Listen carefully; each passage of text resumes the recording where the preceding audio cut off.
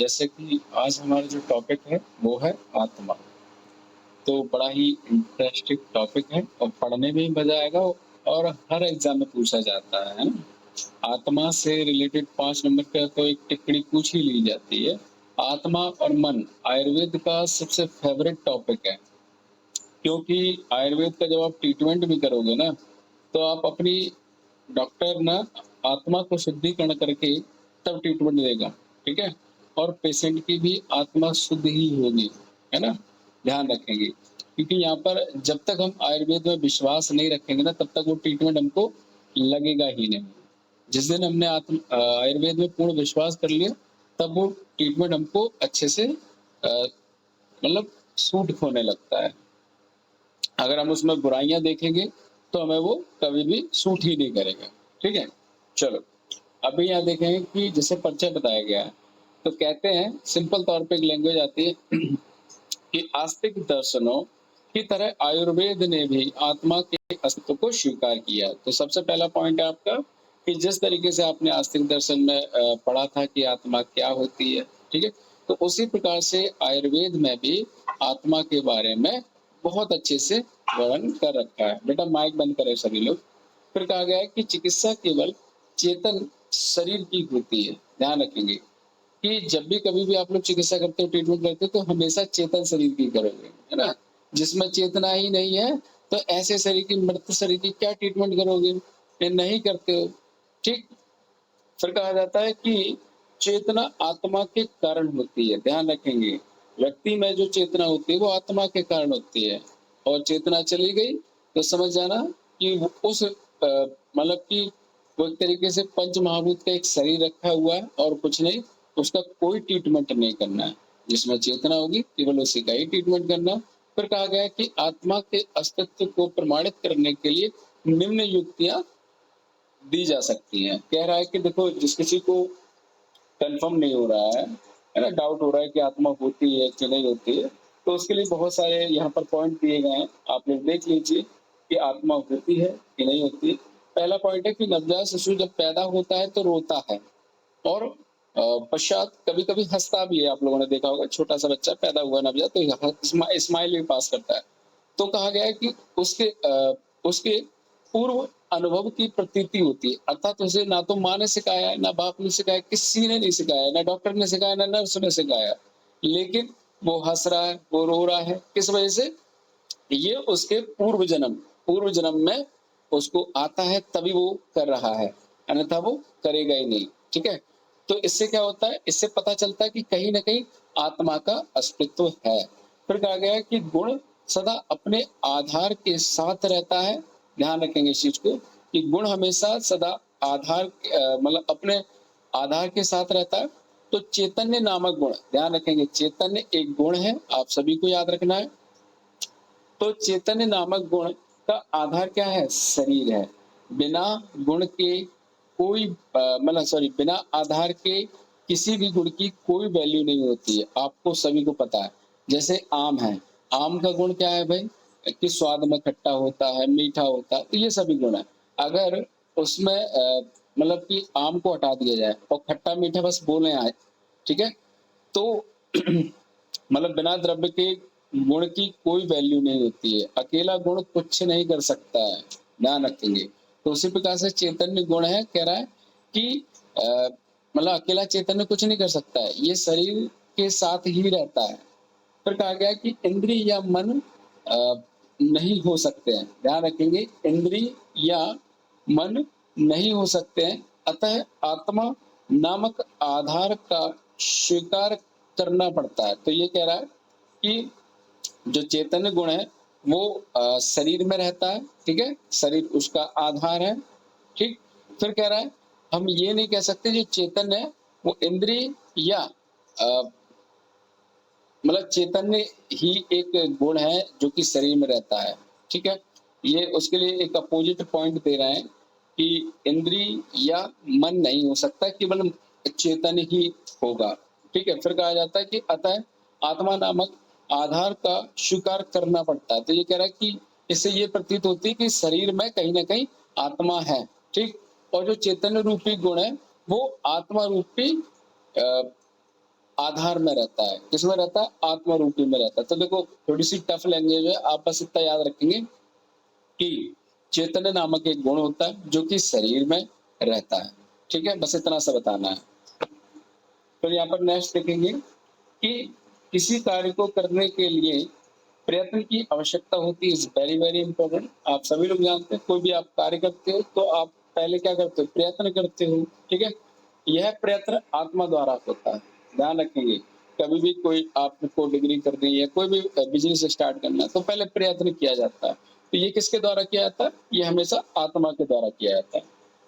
तो ये कह रहा है कि इस विवरण से आत्मा की सत्ता को प्रमाणित किया जा सकता है।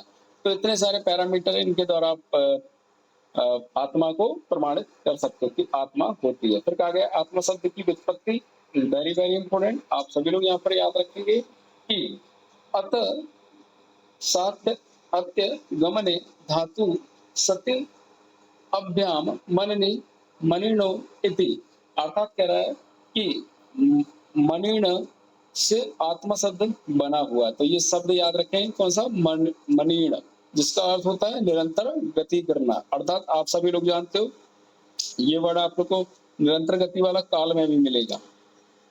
फिर बताएगा कि अत शब्द से कह रहा है कि जो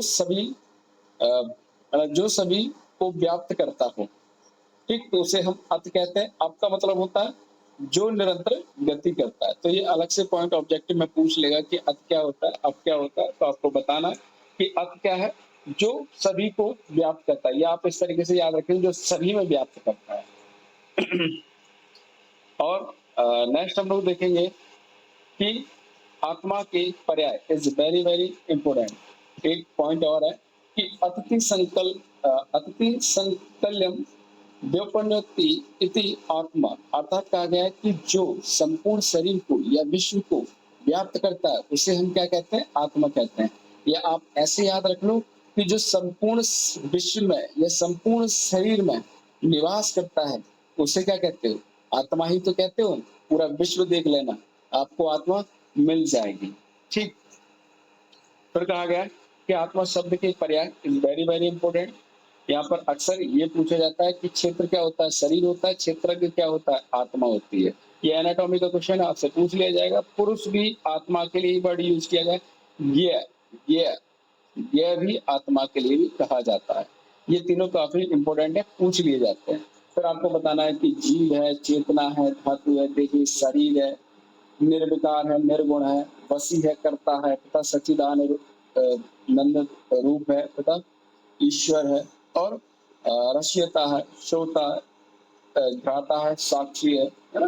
तो ये सभी, साक्षी इज वेरी वेरी इंपॉर्टेंट। ठीक है, मैंने काफी बार बताया भी है। आप लोगों क्लास में एक साक्षी नाम की लड़की है ना। तो अक्सर उससे यही पूछा जाएगा कि आत्मा के पर्याय क्या है, या साक्षी का मतलब क्या होता है। तो ये सभी चीजें आपको बताना कि साक्षी मतलब आत्मा होता है। ठीक, चलिए नेक्स्ट देखेंगे कि आत्मा के लक्षण। सभी लोगों को याद रखना है कि आत्मा के क्या क्या लक्षण होते हैं।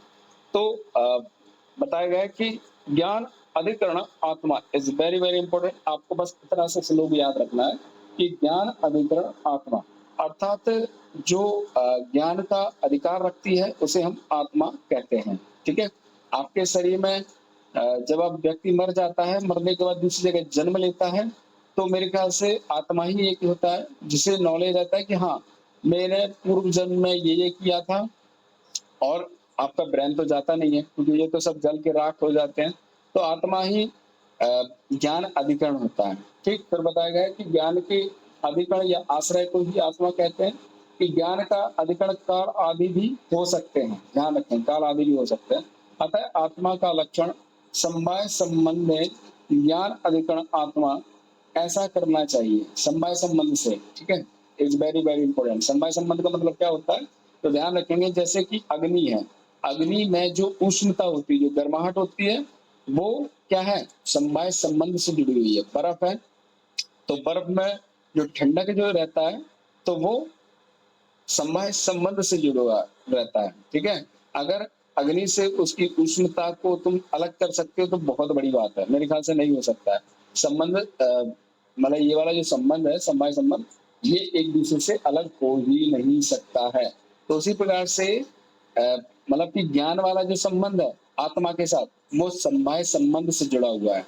ध्यान रखेंगे, आत्मा से ज्ञान को आप अलग कर ही नहीं सकते हो, ठीक है, क्योंकि ये समवाय संबंध से जुड़े हुए हैं। और ये एक ऐसा संबंध होता है जो कभी भी अलग हो ही नहीं सकता है। भले से वो वस्तु, वो चीज, वो नष्ट हो जाएगी, लेकिन ये संबंध खत्म नहीं हो सकता। ध्यान रखेंगे। फिर कहा गया कि काल आदि ज्ञान के समवाय संबंध से अधिकरण नहीं है, केवल आत्मा है। ठीक, अर्थात यहाँ पर ये वर्ड कह रहा है कि काल आदि ज्ञान के समवाय संबंध से अधिकरण नहीं है, मतलब एक लिमिट नहीं है, ठीक है ना। ये कह रहा है कि काल आदि ज्ञान से, जैसे वर्तमान है, भूतकाल है, भविष्य काल है, तो इनका जो आत्मा को नॉलेज है, ठीक है, तो वो कह रहा है कि समवाय संबंध से अधिकरण नहीं है, केवल आत्मा है। क्या है? केवल और केवल आत्मा ही है ना। अर्थात चाहो तो इस पॉइंट को थोड़ा सा घुमा के दे दिया है। आप बस इतना याद रखो कि ज्ञान अधिकरण आत्मा है, तो इस पे आप लिख सकते हो कि आत्मा को ज्ञान से अलग नहीं कर सकते, या ज्ञान को आत्मा से अलग नहीं कर सकते, क्योंकि ये समवाय संबंध से जुड़े हुए रहते हैं। ऐसा इसमें कोई वो नहीं है कि भाई ये कुछ काल, जैसे वर्तमान भूतकाल, इन्हीं पे केवल मतलब डिपेंड रहती है। इनके अलावा भी जो भी ज्ञान है, जो भी ज्ञान है, वो सारा का सारा ज्ञान ये अपने पास एक मेमोरी में, कहते नहीं कि ये फिट हो गया, तो उस तरीके से रख सकते हैं। इसकी कोई लिमिट नहीं होती है, इतना नॉलेज रहता है, ठीक है, इतना ज्ञान रहता है इससे। नेक्स्ट देखेंगे, यहाँ बताया गया है कि वैशेषिक दर्शन के अकॉर्डिंग आत्मा के बारे में बहुत अच्छे लक्षण बताए गए। आपसे अलग 5 नंबर पूछ लेगा कि आत्मा के लक्षण क्या है, तो आपको बताना कि प्राण अपान निमेश उन्मेष जीवन मन गति इंद्रिय अंतरम विकार सुख दुख इच्छा द्वेष प्रयत्न च आत्मनो लिंगानी। तो ये लिंग क्या क्या है आपके? प्राणापान, उन्मेष, निमेष, ये सारी चीजें आपको श्लोक वाइज ही याद करना है। इज वेरी वेरी इंपॉर्टेंट श्लोक। क्या है कि प्राण वायु है, अपान वायु है, निमेष है, उन्मेष है, यानी कि पलक का झपकना, पलक का उठना, सांस का छोड़ना, सांस का लेना, जीवनम मनोगति, यानी कि आप लेटे लेटे हैं, ठीक है, सोते हो तो आपकी मन की गति स्विट्जरलैंड जाती, लंदन जाती, जहां कहीं पे भी जाते हैं आपका मन बैठे बैठे क्लास में भी चला जाता है, ठीक है। इंद्रिय नियंत्र विकार, इंद्रियों के द्वारा जो भी मतलब एक्टिविटियां होती हैं, ठीक है, तो वो सारे क्या है आत्मा के ही लक्षण होते हैं। आपको जो सुख दुख इच्छा की जो फीलिंग होती है, वो भी आत्मा के ही द्वारा होती है। द्वेष और प्रयत्न करना, ये भी क्या है? ये सभी के सभी आपको आत्मा के ही द्वारा होता है, ठीक है। यानी आपका इस दुनिया में कुछ भी नहीं है जिसपे आप घमंड कहते हो ना, मैं बहुत स्मार्ट हूँ, मैं बहुत सुंदर हूँ, मैं बहुत टैलेंटेड हूँ, कुछ नहीं हो, जीरो बटे सन्नाटा हो बेटा, ठीक है, सभी के सभी, क्योंकि ये सब कुछ आत्मा का ही है, तुम्हारा कुछ नहीं है। फिर यहाँ पर बताया गया है कि न्याय दर्शन के अकॉर्डिंग कि इच्छा द्वेष प्रयत्न सुख दुख ज्ञान आदि आत्मलिंगानी, अर्थात सभी दर्शनों के अकॉर्डिंग आप देख सकते हो, है ना। तो आप वैशेषिक दर्शन में भी जब जाएंगे तब भी आप आत्मा के बारे में ये पॉइंट लिख सकते हो, यहाँ पर भी लिख सकते हो, दोनों जगह लिख सकते हो। न्याय दर्शन में भी आप लिख सकते हो आत्मा के बारे में, इच्छा द्वेष प्रयत्न सुख दुख ज्ञान, ये सभी आत्मा के लक्षण है। तो आत्मा के लक्षण 5 नंबर पूछ लिया जाता है। अब चलते हैं हम लोग आयुर्वेद में। ये तो हो गया हमारा दर्शन। अब हम लोग आयुर्वेद में चलते हैं। तो जब आप चरक संहिता पढ़ोगे तो चरक संहिता में भी लिखना है आपको ये चीजें कि आत्मा के लक्षण क्या क्या होते हैं, क्योंकि चरक संहिता में थोड़ा सा विस्तार से चीजों को दे दिया गया है। और यहाँ आप लोग पदार्थ में भी दे सकते हो। तो बताया गया कि प्राण अपान निमेषात् जीवन मनसो गति इंद्रिय अंतर संचार प्रेरणम धारणम च यत देश अंतर्गति स्वप्न पंचत्व ग्रहणता दृष्टश्च दक्षिण एण अक्षणा सेव्य अवगमस्था इच्छा द्वेष सुख दुख प्रयत्न चेतना धृति बुद्धि स्मृति अहंकारो लिंगानि परमात्मनः स्यात् सम उप सम उपलब्ध उपलब्धते लिंगातानि जीवतः न मृतश्च आत्मलिंगानि तस्माद् तस्माद् और हर्ष अर्थात बताना है कि एक-एक वर्ड को आप लोग यहाँ पर एक्सप्लेन कर सकते हो। हमेशा यही होता है देखो, यहाँ पर पदार्थ विज्ञान में ये एक पहला ही एक ऐसा श्लोक है जो कि एक-एक वर्ड को एक्सप्लेन कर रहा है, ठीक है? तो ये बहुत अच्छा श्लोक है। देखो जैसे यहाँ पर प्राण अपान बताया गया है, तो यहाँ पर आप लिख सकते हो कि श्वास-प्रश्वास की प्रक्रिया को प्राण अपान कहते हैं, यानी सांस को छोड़ना, सांस को लेना, ये प्राण अपान कहलाता है। फिर बताया है कि निमेषाद, इसका मतलब होता है कि आँखों की पलकों को बंद करना और खोलना, ठीक है? निमेष, उन्मेष एक ही बात है, या निमेषाद एक ही बात है, ठीक? तो इस तरीके से आप इसको वर्णन कर सकते हो। ये सब किसके ऊपर डिपेंड है? आत्मा के ऊपर डिपेंड है, ठीक? फिर कहा गया है कि मनसोगति का मतलब कि आप एक स्थान बैठे हुए दूसरे स्थान पे आपका मन चला गया है, इसको मनसोगति कहते हैं। इंद्रिय अंतर संचार, यानी कहा गया कि मन एक इंद्रिय से दूसरी इंद्रिय में गति करता है, इसे इंद्रिय संचार कहते हैं। तो आप सभी लोग जानते हैं कि जो आपका मन है ना? तो देखा होगा आप लोगों ने कि कभी भी कोई भी ज्ञान होता है तो उसमें मन भी इन्वॉल्व होता है। एक साथ आप 4-4 काम करते हो। देखो मतलब कि बोर्ड पे देखते हो तो आपको दिखाई भी देता है, सुनाई भी देता है और आप उसमें क्वेश्चनिंग भी करते हो। सोचो एक साथ आपकी 4-4 इंद्रियाँ काम कर रही हैं। इसका मतलब क्या है कि इंद्रिय अंतर संचार। फिर कहा गया कि प्रेरणा, प्रेरणा का मतलब होता है कि इंद्रियां अपने विषयों को ग्रहण करती हैं, उन्हें इसकी प्रेरणा आत्मा से प्राप्त होती है। आपको पता है कि बोर्ड जो दिख रहा है वो किस कारण से दिख रहा है? ये आपको प्रेरणा के कारण दिख रहा है। अगर बेटा प्रेरणा ही नहीं होगी ना तो बोर्ड ही नहीं दिखेगा, आपको विषय वस्तु का ज्ञान ही नहीं होगा, ठीक है? फिर यहाँ लिखेंगे धारण, तो आत्मा ग्रहण किए हुए विषय को धारण करना। फिर क्या कहता है, ब्रेन में वो जो एरिया है वहां पर उसकी फोटो छप जाती है, वो धारण कहलाता है, ठीक है? आपसे अगर 1 साल बाद ही पूछा जाए कि बेटा ये बताओ इतनी तारीख को मैंने क्या पढ़ाया था, तो आपको याद रहेगा, हाँ मतलब टीआर सर भी क्लास में थे और वो भी पढ़ाते थे। तो ये धारण है। किस वजह से धारण है? क्योंकि ये आत्मा की वजह से धारण है। फिर बताएं कि देशांतरगति स्वप्न इज वेरी वेरी इंपॉर्टेंट, कि स्वप्न में एक स्थान से दूसरे स्थान में जाना। वहां तो खुली हुई आंखों के द्वारा मनसो गति हो रही थी, ठीक है? कि बैठे हुए हम क्लास में और घर पे बढ़िया आराम से पकवान देख रहे हैं कि क्या क्या बनना है, लेकिन यहाँ पर नींद में सब कुछ होएगा, ठीक है? तो ये भी आत्मा के ऊपर डिपेंड है, ठीक? तो बताया गया है कि यह मन का कार्य है, परंतु मन की गति का कारण कौन है? आत्मा ही है। आत्मा ही मन को ले जा रही है, ठीक है? तभी आपको जो स्वप्न आते हैं और स्वप्न में आप लोग डर जाते हो, तो ये किस कारण से? आत्मा के कारण। ध्यान रखेंगे सभी चीजें। फिर नेक्स्ट बताया गया है कि पंचत्व ग्रहण इज वेरी वेरी इंपॉर्टेंट।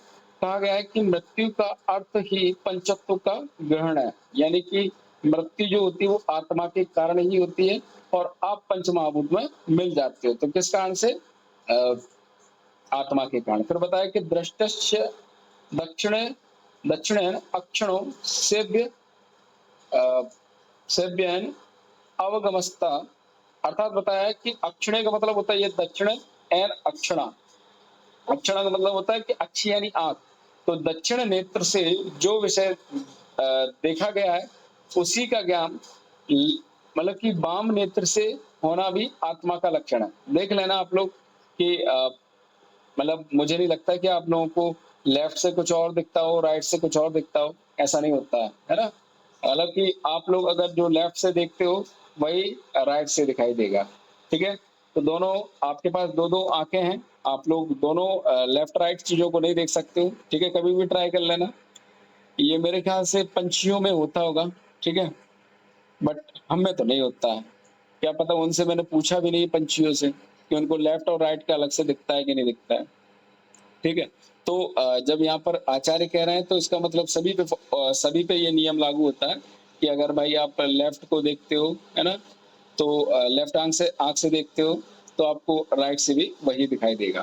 फिर बताए इच्छा, तो अभिलाषा को इच्छा कहते हैं, ठीक है? तो ये आत्मा के द्वारा ही होती है कि आज हमको ये खाना है, वो खाना है, ठीक है? अगर इच्छा के बारे में देखोगे ना, मेरे ख्याल से द्वय हृदय देखोगे, जहाँ पर जब माँ प्रेग्नेंट होती है तो बेबी है ना बहुत सारी चीजें खाने पीने को मांगता है। इतनी माँ की भी नहीं इच्छा होती जितना कि उसकी इच्छा होती है। तब आपको समझ में आता है कि कहीं ना कहीं भाई आत्मा का बड़ा रोल है इच्छा में, है ना? क्योंकि नई आत्मा उसमें आ गई है। माँ की आत्मा तो है ही, लेकिन अब बच्चे की भी आत्मा है, तो वो माँगती है नई-नई चीज़ें कि मिट्टी खिलाओ हमको, है ना? ये खिलाओ, वो खिलाओ, खट्टा खिलाओ, तो वो खाते रहते हैं। फिर बताया कि द्वेष, तो बताया गया है कि क्रोध को द्वेष कहा जाता है, ठीक है? प्रज्वलत तो अ, आत्मकम भावना को क्रोध कहते हैं, तो ये भी आत्मा के द्वारा होता है, ठीक है? तो द्वेष और जो मतलब द्वेष को क्रोध को द्वेष कहते हैं, हालाँकि ये क्रोध को द्वेष नहीं होगा, आप लोग एक बार अच्छे से देख लेना। द्वेष मतलब कि एक घृणा टाइप का होता है कि जैसे आप खाने से द्वेष करते हो, मगर पड़ोसी से द्वेष करते हो, तो ये वो द्वेष होता है, ठीक? फिर बताया सुख कहा गया है कि अनुकूल वेदना को सुख कहा जाता है। हमेशा ध्यान रखना, सुख-दुःख की हमेशा परिभाषा यही होती है। प्रतिकूल वेदना को दुःख कहा जाता है, इज़ वेरी वेरी इंपोर्टेंट। ये वाइवा के क्वेश्चन है, ये जितने भी हैं, जितने भी हेडिंग है, सभी वाइवा की हैं, ठीक है? तो आप सभी से पूछ लिया जाता है कि बेटा आप खुश हो कि दुःख हो? तो बोलेंगे सर हमको खुश हैं हम। चलो खुश की परिभाषा बताओ, है ना? सुख की परिभाषा बताओ, दुःख की परिभाषा बताओ, ठीक है? तो यही आपको बताना है कि अनुकूल वेदना को सुख कहा जाता है, प्रतिकूल वेदना को दुःख कहा जाता है। प्रयत्न कहा गया है कि किसी भी कार्य को आरंभ करने की प्रवृत्ति को ही हम प्रयत्न कहते हैं। कोई भी अगर आप कार्य करते हो, तो आप कैसे स्टार्ट करोगे, तो इसे ही हम प्रयत्न कहते हैं। कोई नया बिज़नेस है, उसको स्टार्ट करने की सोच रहे हो, ठीक है? तो जो स्टार्टिंग की जाती है उसे ही हम प्रयत्न कहते हैं, ठीक? फिर कहा जाता है, जैसे आप लोगों ने देखा होगा अ, मेरे ख्याल से बहुत बड़े-बड़े पत्थर होते हैं, आपसे नहीं खिसकते हैं, है ना? तो आप उनको धक्का तो देते ही हो, तो इसका मतलब क्या है? आप प्रयत्न कर रहे हो ना, एक ना एक दिन तो ऐसा होगा कि वो पत्थर या तो नीचे जाएगा या तो हम ही नीचे जाएँगे। तो कोई ना कोई बाद में कार्य भी होगा कि हाँ भैया, हमने पत्थर इतना बड़ा ढकेल रहे थे, तो हम ही नीचे चले गए। तो ये कार्य हो गया, ठीक है? आप उसको ढकेल रहे थे, वो प्रयत्न था स्टार्टिंग, है ना? चलो, चेतना बताया है कि ज्ञान मात्रा, यानी कि चेतना क्या है? ज्ञान है, ज्ञान मात्रा है, ठीक है? फिर बताया धरती इज़ वेरी वेरी इंपोर्टेंट कि धारण करने की क्रिया को ही धरती कहा जाता है, ठीक है? अर्थात बताया गया है कि जो हम लोग ज्ञान को धारण कर लेते हैं, ठीक है? सभी का फ़ोटो छप जाता है दिमाग में, जो टीचर ने पढ़ाया वो सभी दिमाग में छपा हुआ है, काफ़ी लंबे समय तक। तो ये क्या है? धरती कहलाता है। बुद्धि क्या कहलाता है? कि ऊहु अपोह करने की शक्ति को बुद्धि कहते हैं, ठीक है?